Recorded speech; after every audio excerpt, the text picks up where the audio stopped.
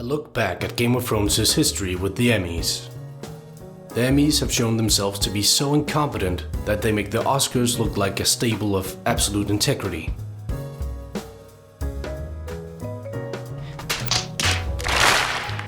Game of Thrones has had an especially weird Emmy reception, with little love given to the first 4 seasons, despite them all being pretty phenomenal TV, while the last 4 seasons have been pulling home tons of Emmys despite the considerable dip in quality for the series in this period. I won't really get into the technical Emmys, as there's little inconsistency here.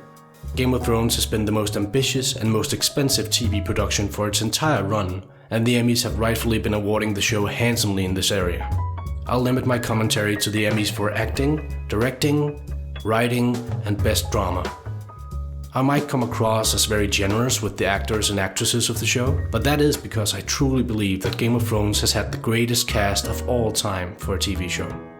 As there's a lot to go through, I will break this commentary into 4 parts, starting with the 2011 and 2012 Emmys, which included seasons 1 and 2 of Game of Thrones. These are all simply my opinions. Let's take a look. The first season of Game of Thrones was nominated for Best Drama, but lost to Mad Men. Mad Men is an acquired taste and was always well made. Still, I consider the first season of Game of Thrones to be the greatest season of TV I've ever seen, so I definitely feel like it got snubbed here. Game of Thrones had no nominees in Best Lead Actor. This is pretty insane, as Sean Bean was absolutely phenomenal.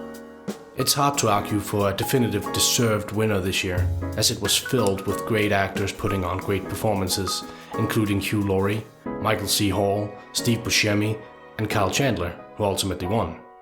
I think there's definitely an argument to be made that Sean Bean should have won this year, and to have him not even be nominated is insulting. Peter Dinklage got nominated for Best Supporting Actor and rightfully won, putting in his second best performance of the show's run. There's little to be said here except that Margatti should probably have received a nomination as well. For lead actress, I don't think any actress in Game of Thrones had a major enough role to be called lead, so I think it's very fair that no one got nominated.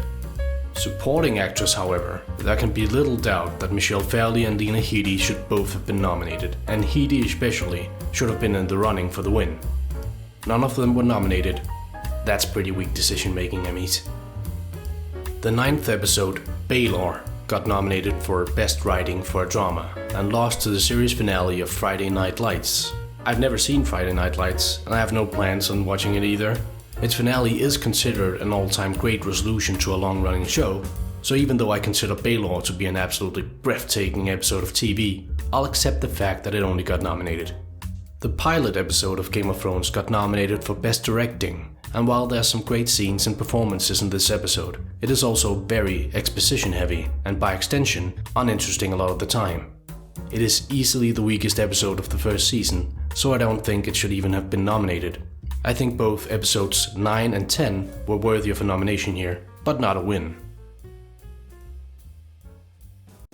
Moving on to season 2, Game of Thrones got nominated again in the category Best Drama. Homeland got the win, incredibly undeserved, with at the very least Breaking Bad and Game of Thrones being superior this year. Game of Thrones had a dip in quality from season 1, but was still great and would have gotten my vote for Best Drama. Homeland winning here is laughable. Game of Thrones didn't get a nomination for Best Lead Actor this year. For some reason it was decided that Dinklage should be nominated for Best Supporting Actor this year, despite him pretty clearly being the series lead this season. Ultimately, Nicholas Brody won for his performance in Homeland, and while I really like Brody, there is no way he was better this year than Bryan Cranston, and especially not Dinklage, who put in the greatest performance of his entire career and should not only have been nominated for Best Lead, but should have won it in a landslide. For a supporting actor, they nominated Dinklage, who lost to Aaron Paul, a great actor and a very likable guy. But if we accept that Dinklage should be nominated for Best Supporting Actor in Season 2 of Game of Thrones, there is no way Aaron should have beat him. It's even worse than that though, as Alfie Allen put in an absolutely spectacular performance this year, which should actually have won him Best Supporting Actor, while Dinklage should have won for Best Lead. Alfie wasn't even nominated, and not seeing how great he was this year is an unforgivable mistake. Jack Gleeson should probably also have received a nomination this season. For lead actress, Game of Thrones got no nominations this year either, and rightfully so, as the series doesn't really have a lead actress. For supporting actress, Game of Thrones once again got no nominations, despite it being filled to the brim with amazing actresses doing amazing work. This year, it could be argued that Michelle Fairley, Lena Headey, and Gwendolyn Christie should have been nominated. And while none of them should have beat Maggie Smith, "You're so cool," it's a real shame that none of them got a nomination. Game of Thrones did not get a nomination for Best Directing, and the episode To the Lost of Boardwalk Empire took the win. This is pretty pathetic, as in retrospect, I would be surprised if anyone would argue that the 9th episode of Game of Thrones, Blackwater, shouldn't have won for Best Directing. This episode is an achievement in TV history. Game of Thrones didn't receive a nomination for Best Writing either. There can be little doubt for me that episode 3, What is Dead May Never Die, should have been nominated, but winning it is more disputable.